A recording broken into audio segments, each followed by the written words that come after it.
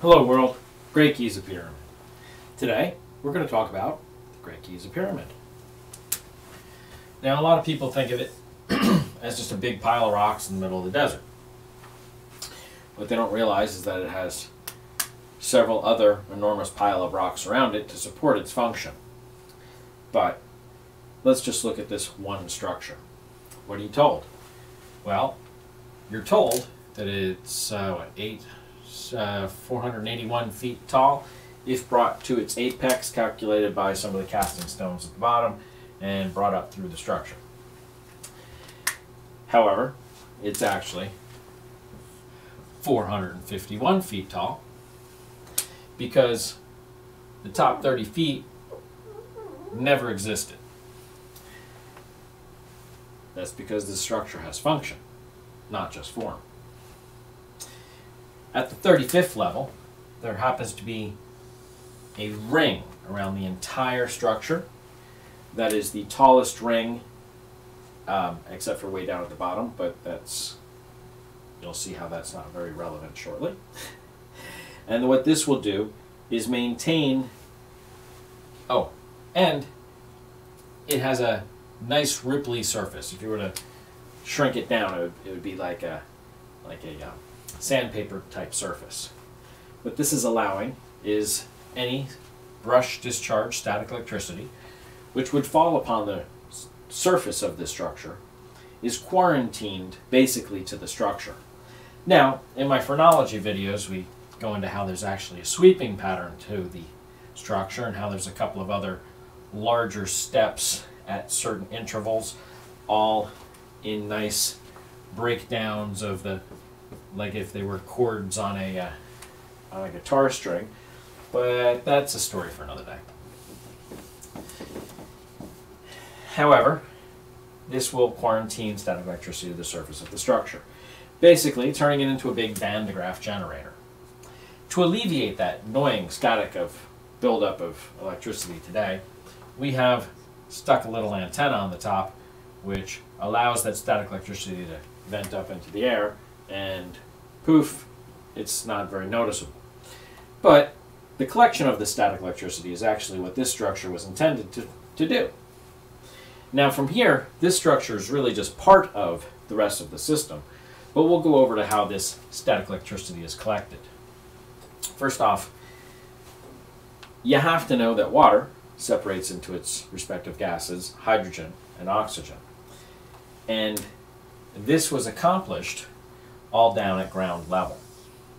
Ground level is a room they like to call the grotto, and it is shaped in such a way that one area, if I was to draw it, is clasped so that there's an overlap of the rooms in their elevations.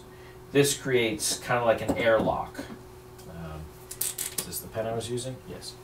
And, well, we'll get into what and how in a little while, but there's a pit in there, and that pit is the only part of the structure at ground level that's actually connected to ground.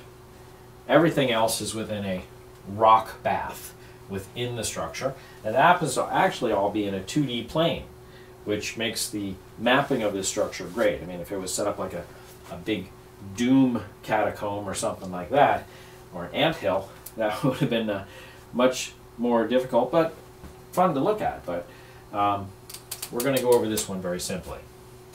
In this room, they have holes drilled in the southern wall. Oh, and the bottom chunk of this is also within a limestone bath. In fact, everything under here is all within a limestone bath as well. There's a conduit that comes down from the surface, goes way deep into the structure, actually stops just before the midway point. So if I was to draw this, I'd kind of bend it. However, this is actually a extraordinarily straight conduit. I think it's 170 some feet of extraordinarily straightness. That's just an engineering bit. We'll get into that in a bit. Down here at the bottom, where it's extraordinarily straight, comes to a nice squared end where another conduit comes off at so. Now that is extraordinarily level. So let's pretend I'm doing my extraordinarily levelness here. That conduit, the first part of it, is extraordinarily level and squared, about the first 6 feet. And then there's a tooth that goes up into the ceiling about 2 inches. It's a nice little 2-inch square conduit, just like the 2-inch square conduit which you see running through the Grand Gallery. But we'll get into that. The rest of it kind of looks like stucco. Now it's about another 12 to 18 feet of stucco-like ceiling.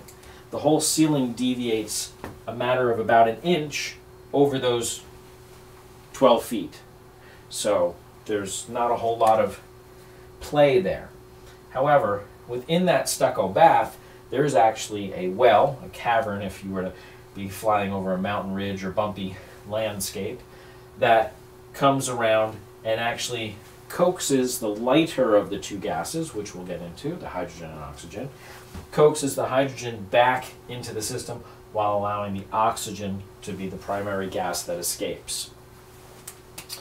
Hence, taking that H2O and kind of keeping the H and letting the O out. Now from there, it dead ends into, and this is actually all prior to the center of the structure.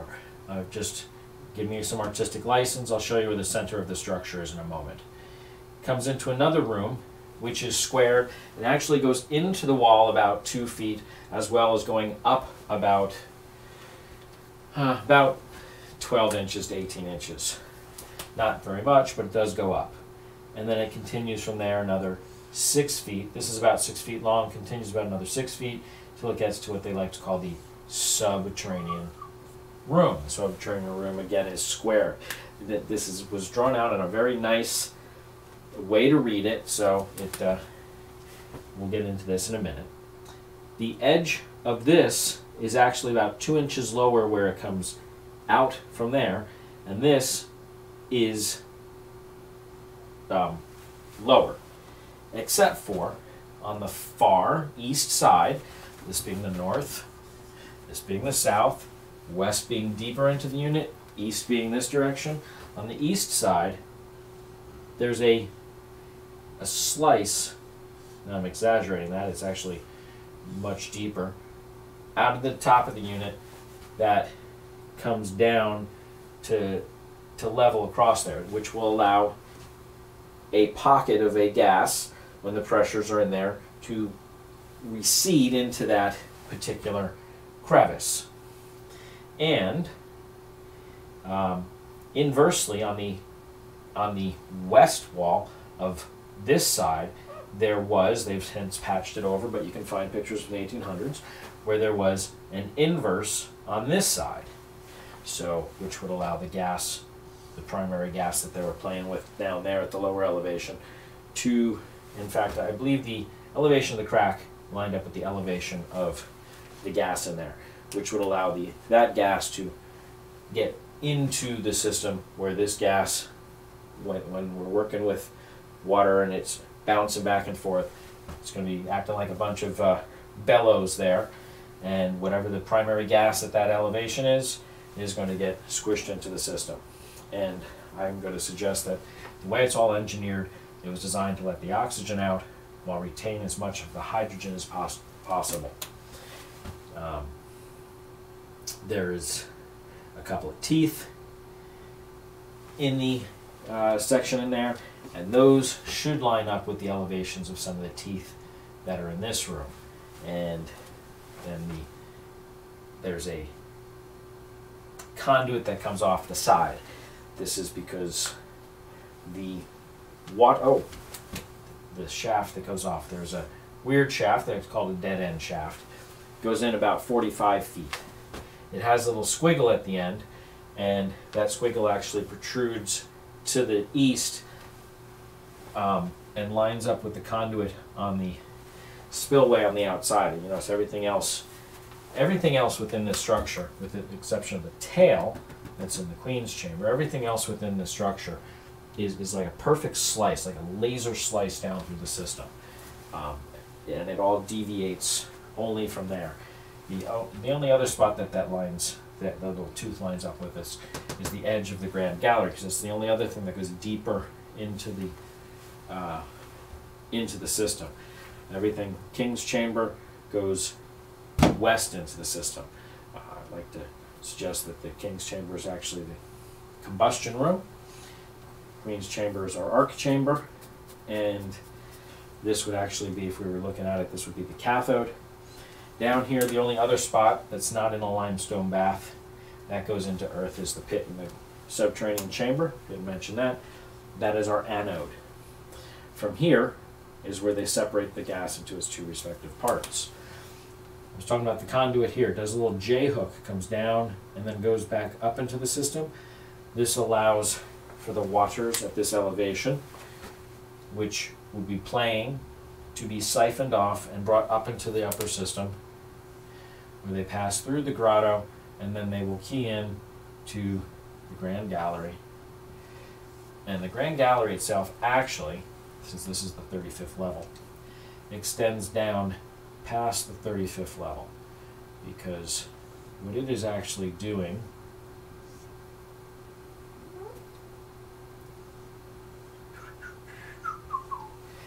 and it may not want it to go up that high because we need some room to play up here. This is some 150 feet long as well, quite a large room. They have some controversial, I call it controversial because I don't agree with the story. They have what they like to refer to as the Grand Step, give it even a name, Grand Step. They call it Great Grand Step. Well, if you look at it, you can see how it had a cool pattern to it.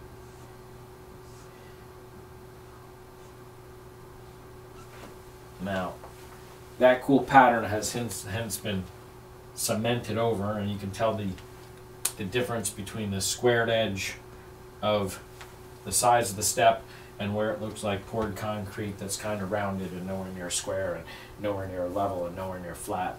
It shows the workmanship of 200 years ago instead of the workmanship of, well, much longer ago. But there was a spillway which was perfectly engineered to allow the elevation of the top of the water to be at a lower elevation than the steps here on the side. And that would capture the static electricity that is within the system eventually, and maintaining it within that conduit going down the center, lured by the water that is constantly running and isolated from the rest of everything by a 11-foot nice smooth wall. And then they have really cool steps, let me draw this properly, really cool steps along the, at a much, actually, if I'm going to do this, might as well do it really well.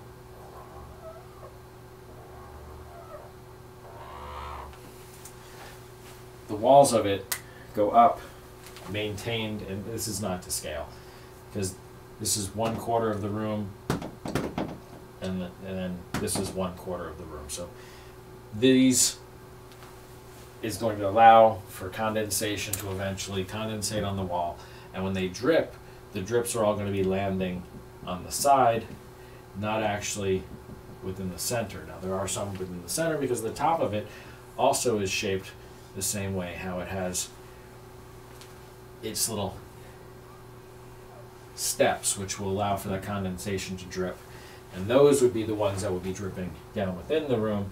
And you notice those should be paired up with the wells along the side, or at least at intervals with them, and that will maintain all that static electricity as much as possible within that center corridor, because it's that static electricity which is what we are harvesting and utilizing within this system.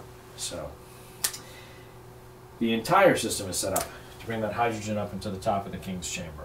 Why the top? I'm not sure, but I'm sure it has something to do with pressures and the way hydrogen works and plays. The hydrogen actually brought around to the back of the structure, where it is brought in through the hole that's in the west-north corner of the combustion chamber, the King's Chamber.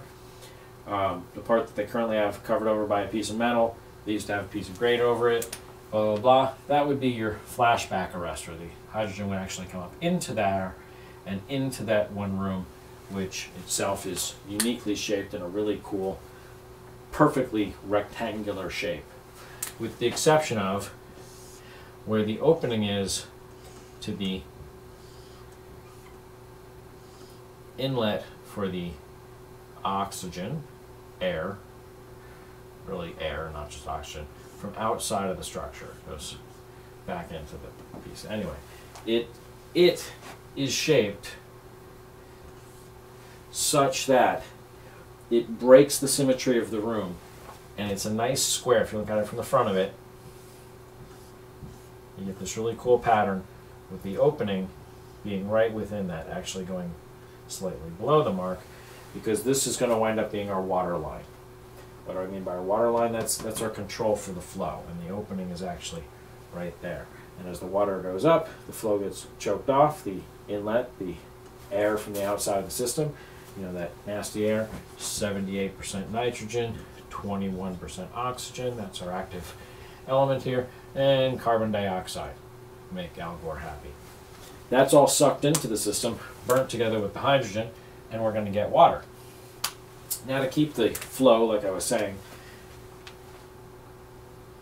it has a room that comes in before it. Now, if I was to draw this to scale, let me do it like that. We're squishing things this way, but this is actually a quite large room itself. Within this room, we're going to have a wall which goes just above, just by I mean like a centimeter above the entrance level. This will allow the waters to pool and allow the inlet there to choke off as the water comes in.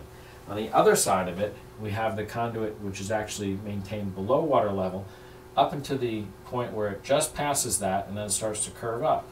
And it curves up actually, and it hits that and practically touches the outside. It's just enough to get the static electricity, but not enough to let the elements within the structure come out. And we play with the pressures of the elements. We'll get into that in a second. The water generated in here is going to be warmer than normal and is going to allow for boiling. And or this may be like a steam, your coffee pot, where it's blowing off steam, because the water pressure can't really push down to blow off steam here. This is one of our controls, but it can blow off steam here. And that's going to blow off steam up into the system. It's going to condensate and start coming down. Now, one of the not very often discussed features of the structure is a hole that's in the wall just at the beginning of the, what they like to call the antechamber, the pre-chamber, king's chamber. I call that our little reactive flashback arrestor, also pressure maintainer. We'll get into much more of what this little section does here in a moment. But this condensation is going to fall into the conduit that connects directly down to the back of that king's, the thieves' tunnel, as they like to call it. Now, where it comes into the room, it is nice and squared. They don't like to point that out. And there's a shaft that runs along the roof line of it. Now, that is right above our watermark. It is above the watermark, which is really more, I believe, visually to be read than functionally, because this whole area is actually not submerged in water, because we have our little wall there, which is holding back a little dam that holds back. Now, we also are going to have a boss mark, and we're going to have a trough up top, which is going to collect condensation and allow it to drip over that edge. And it is maintained, if you look at this whole static electricity bit, it is maintained in a different static electricity bubble. So that, as it's dripping, is going to come down, and I believe we're also going to have some dripping down from the edge. And every now and then we're going to have a reaction like we would if it was a Lord Kelvin electrostatic drip generator. And if you don't know what that is, go ahead and look it up. And if you can understand how it works, then you can understand a lot of what's occurring here.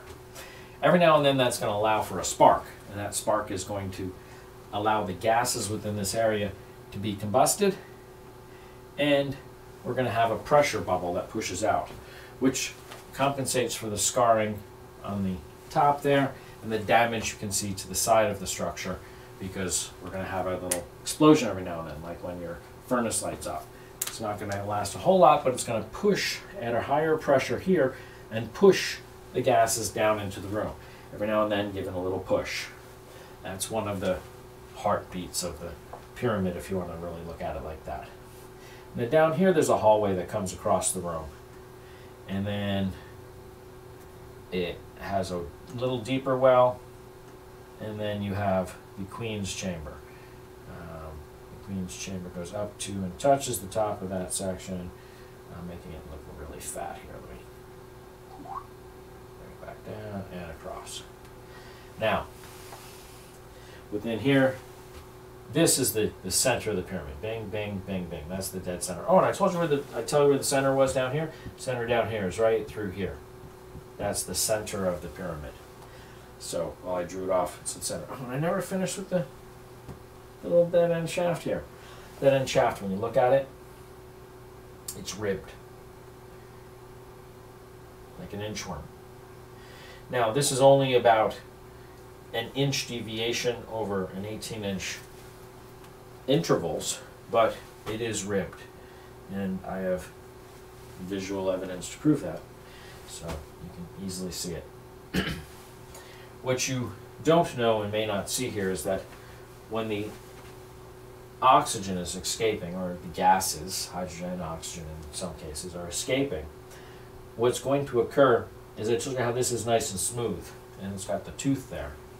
That's going to allow a bubble, a gas bubble, to build up and then bubble over the edge. When it bubbles over the edge, the water's going to slap down. And when it slaps down, it winds up leaving a visual interval. If you look at the pictures from the 1800s, you can see that there are about 4 piles of dirt at about 8-foot intervals. That would be evidence of the mean, when all this system is up and running, the mean pressures being pushed down on the water. So that would be why John Cadman found what he saw was a hydraulic pressure pump. Because in essence it was doing that, but it was doing more, because in here you see the piles line up practically with the ribs, and they're at a smaller interval. And when we look at all the hydrodynamics of what's going in here, I'm sure this had some play in a force in which direction it panned out, and the fact that the elevation of this is below the floor line of that. There is some function going on within this system of what's at play. Now, there are other little bits. There's a bubble up here. That bubble is at the higher elevation than this, if we were to draw the top line of that. And there's a little bit of a marking in the top there, and there's a lot of visualization of what occurs when the water reaches its highest saturation point, and how it resets, and how the water levels within this whole gas and water levels are maintained within this whole section. But it's a lot easier to, well, I'm sure even with separating the hydrogen and oxygen in a test tube, there's got to be some room for some bleed. And this system was set up such that, or organically, the way they were doing it, there is some bleed. There is origin of hydrogen from this particular rock, which is what's captured and brought back into the system. And it could be because after this system is running for a long time, and or it's primed with heavy water, which is why there's a fill mark up in the unit. It's primed with heavy water such that the reaction between the earth anode and through the heavy water, and then between the heavy water and the light water, would allow for a reaction to occur within that system. And then they're trying to get that heavy or that light hydrogen to mix back into the system, and or the light hydrogen, when brought together and pooled You get too much of one particular thing and they like to flip-flop. They like to play the little magnetism flip-flop games, and you wind up getting all those protons, some of them become neutrons, and then poof, you get some heavy water into the mixture. And it may be the organic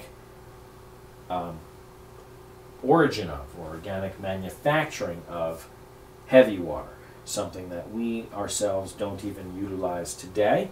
We do electrolysis and or boiling. So this may be a secret yet to be learned.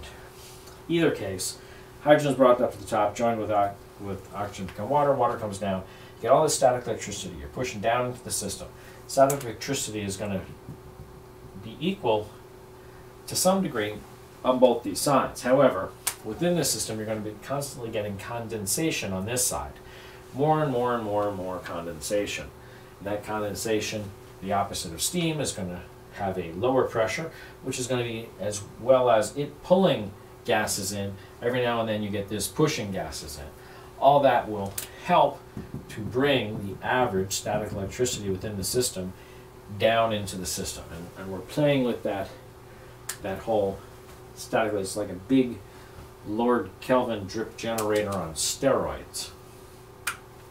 Now, we have this perfectly cool pool of water that we have just created with all this steam and condensation within the structure, and we're going to isolate it even more. We're going to have another pool of water which comes down, and eventually it will fill and become a separate pool, and come down and practically touch this, which will be the inlet for the waters to the whole system. We're going to have some fun up there as well. With the gas escaping, whichever gas it is, they had loosely fit rocks. Now I'm going to complicate that a whole lot because we know more. It was a little bit less loose fit and more engineered, but allowed to let water in and gases out. But this will allow a back pressure because the gases are trying to escape and the water is trying to come in, and you're going to create an air gap. And that air gap is going to short this whole system from the outside world. Now we're going to short it a little more because I'm going to say that they specifically put, and we can go into my videos on the spillway, but they specifically put a engineered couple of switches and gates in there to allow the water level to be just below that of the floor line of the hallway, which will separate these pools of water where you're going to get constant condensation of static air, of water molecules that are suspended in the air that are at a specific static electric rate. They're like they've walked across the room and they're about ready to touch that doorknob, and they're dripping into this pool. And eventually this pool is going to reach its saturation point. And nature's going to let go somewhere, somehow. Well, in this particular case, there are two conduits that were behind the wall, not through the wall, behind the wall. They were behind 5 inches of rock. And one of them had an electromagnetic arcing scar in it, like a couple of years of somebody arc welding through the wall. Well, we drilled through that to find the conduit behind it, and that is the conduit that would suck the power out of that room. Now, how are we actually doing it? The best that I can tell thus far to date, if you're following me so far, is we create a gap where that static electricity to that pool and that pool gap to here is less than, because we make it mathematically, that conduit is over to the side, the niche is over to the side, and this conduit is 5 inches closer. And what we're actually playing with, I'm going to get to, is I believe a driplet of water. We're working on the statistics of a driplet of water. Within the niche, down at the bottom, I got to draw it a little bit better than that. Let's pick a spot up here. If we take the Queen's Chamber, the niche, which actually starts way up at the top. About the second tooth down is the center of the room. The whole back edge here is smooth, with the exception of about from here down. And if you look at it, there are a waving pattern. It looks like a bear was clawing at it, but this is in rock. And would make any condensation move further towards, and I'm drawing it backwards because this is the south. So right now this is the south, this is the north. So we're actually looking at the wall, through the wall from the east. That driplet falls into what I like to refer to as the glory hole. And they want it to drip right down the center there. And that driplet's going to be within a bath of that conduit, that niche, that antenna type scenario, where that static electricity that's within the surface of that driplet of water has to decide, as it comes to the surface of the pool of water beneath it, where it feels the path of least resistance.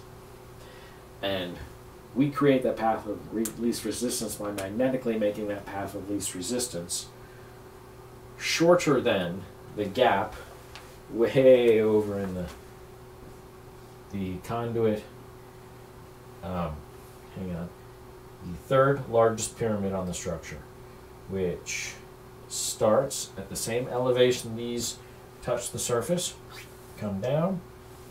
They've got a niche that starts where the hydrogen comes into the room, which I improperly drew because in here, if it was to scale, would be down at this elevation. Yeah, that's right, because I stretched that before. So that starts where the tooth is. The bottom of here lines up with where that is.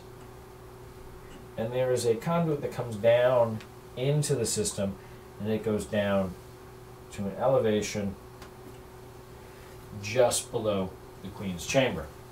Probably at, if we were to move all the pieces, the depth that goes to. And we're making a conduit so that that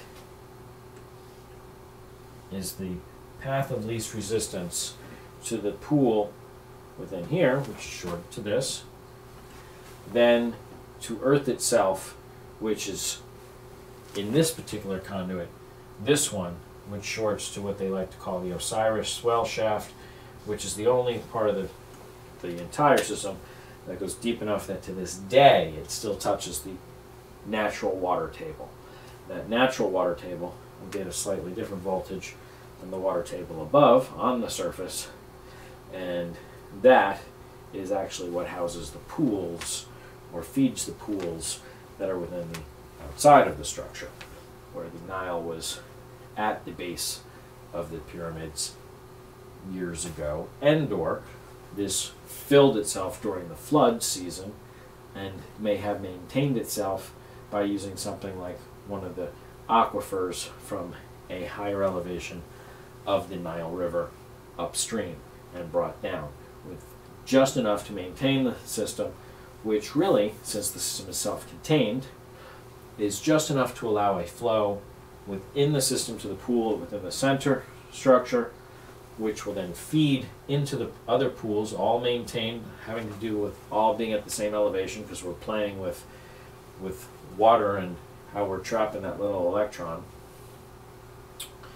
And then the outflow, there are a couple of them, the primary one being across the black rock, the magnetic dampening rock that acts like a big Faraday shield, you know, like one of those things you put on your plugs to keep from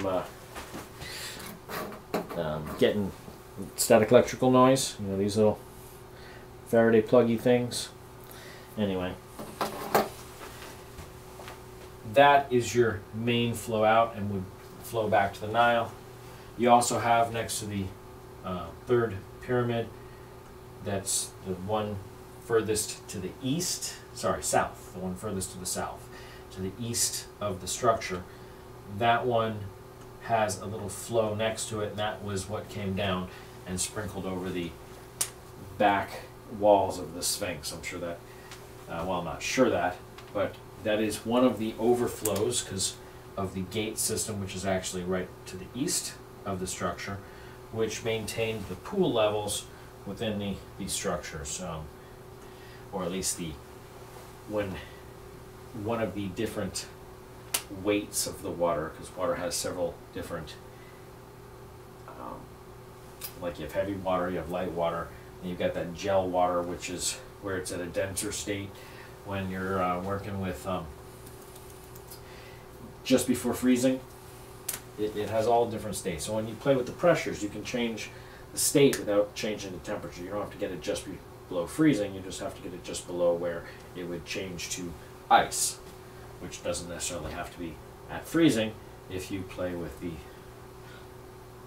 surrounding environment, which, well, I forget what I set out to start with this video, so I think I'm complicating it more than I really wanted to. I wanted it to be a kind of 101 as to what the structure is and does. But, well, I got you here. Let's go on with how it plays with the other structures. When you're working with the densities of water, and water always finding its equal, what we're going to do is in the center structure, all the pools are tied together via the conduits that terminate just below the main outflow, which you may not notice it's a square hole where there's a slit and then a division there. This particular one is at a higher elevation. These ones are at a lower elevation. There's one hole that goes through it from one of the conduits. Now these will allow, as the waters are playing there, if you look at it, looking into it, it will allow the water from here to come up and recede and go out into the other one. If there's too much, it will always overflow. But what they want is for one density of water to be able to escape while maintaining the heavier density within the system, because one will be will ride atop, and the main overflow, if it had to, would go down and out. So it would allow a cutoff where this heavier density would ride up, but the lighter density would keep spilling out. And when you look at separating oil and vinegar and phase separators, it is a nice switch. And that's all done at what would be ground level, but because the next structure over is at a higher elevation, what would be its ground level actually is an area where you have a tooth, another tooth, and it comes across, and it goes up, and there's another tooth there that goes over, and you got a room in the center, and this room in the center is, I have to move this back.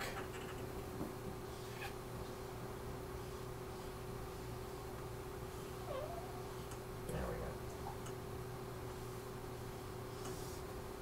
go. Alright, everybody happy? This would allow a gas to be collected, and this one is at a higher elevation, so the gas would bubble out through there. This would allow a gas to be collected, and or I think what we're actually having is condensation, and what this is doing is pulling in ambient air from the outside world. As this condensate is going to act like a vacuum, which will pull up, which will allow that to let some air in, which will allow the water to recede. And the water itself is actually maintained at a higher elevation outside the system. Actually, the way I think it is it's actually it's just below the entrance of that particular conduit, which would allow this water to be condensating, and the condensation will cause a vacuum. But it's this whole system, the water level in here is the low water level mark. The real water level is about halfway up this system, and that would tie together to be the real water level on the outside of the system. This is actually at a lower elevation to this, so it is like within the system if we were to tie it together right at their true elevations. And this whole thing is at a lower elevation where the water level there is actually just below this outlet. That's a this is a whole system itself, but it is all at primarily at a lower elevation, with the exception of a straw that goes up and comes down and is maintained at the water level above there, but below the water level at the top. So it's kind of like a little gap to keep the gases and or the liquid, either it's a light liquid or a heavier gas within the system and trapped. And that is, I believe, one of the products this whole structure was set out to create. The electricity may be a byproduct and not the product itself.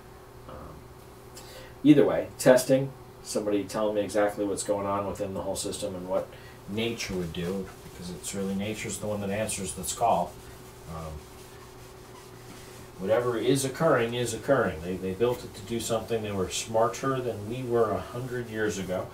The knowledge that they dictate within the structure as to what they were doing and how they were playing with it and what they wanted it to do is pretty evident when you understand nature and how it works. And you know, we're just looking at a very big Chinese waterfall that uses organic power to break the water and collects the organically deposited static electricity upon the circumference of the structure. So I could go on, be happy to. If you disagree with any of my configuration, please show me a video that contradicts my knowledge of the configuration. I'll be happy to correct it. But I think it speaks for itself.